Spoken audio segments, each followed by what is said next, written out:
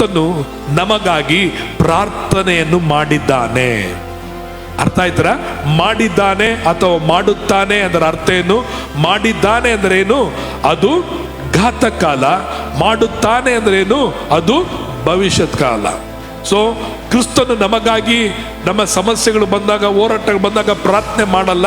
ನಿನಗೆ ಎಲ್ಲ ವಿಷಯಗಳಿಗಾಗಿ 2000 ವರ್ಷಗಳ ಹಿಂದೆನೆ ಕ್ರಿಸ್ತನು ನಿನಗಾಗಿ ಪ್ರಾರ್ಥನೆಯನ್ನ ಮಾಡಿದ್ದಾನೆ, ಮಾಡುತ್ತಾ ಇದ್ದಾನೆ, ಮಾಡಕ್ಕೂ ಹೋಗುವವನಾಗಿದ್ದಾನೆ. ಹಲ್ಲೆಲೂಯ.